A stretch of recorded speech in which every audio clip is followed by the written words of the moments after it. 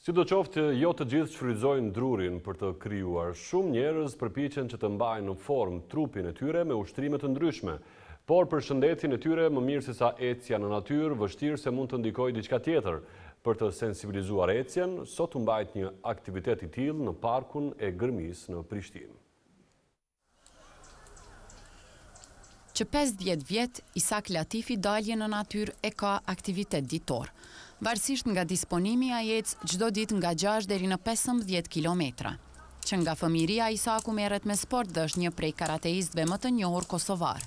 Ai inkurajon të gjithë që të ecin sa më shumë e të kalojnë kohë në natyrë. Po ecja në natyrë është shëndet, është investim në njeriu, investim në shëndetin dhe investim në kulturën vetë, kulturën njerëzore.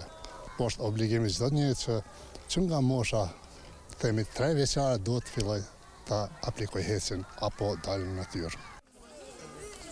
Edhe gjeneratat e reja po vedisohen për rëndësinë e ecjes dhe kalimit të kohës në natyrë. Erisa Gjeladini është njëra prej tyre që shpesh del në Gërmi bashkë me familjar e shoqëri. Po ecja në natyrë më pëlqen shumë dhe praktikoj shumë shpesh, pasi që më ndikon shumë mirë në shëndet, po ashtu edhe sidomos e praktikojmë parqet të mëdha siç është Gërmia në këtë rast, pasi që ka ajër të pastër dhe ambient të pastër. Në ditën ndërkombëtare të ecjes së lirë në natyrë, Ministria e Mjedisit në bashkëpunim me Ministrinë e Arsimit dhe Green Art Kosova organizuan ecje bashkë me nxënës të Prishtinës në parkun e Gërmisë.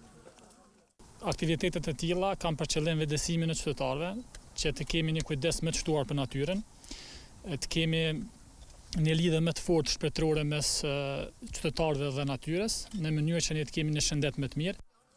Gjatë këtij aktiviteti u fol për rëndësinë e shfrytëzimit të hapësirave të gjelbra, siç është parku i Gërmisë, si dhe ruajtjes së mjedisit.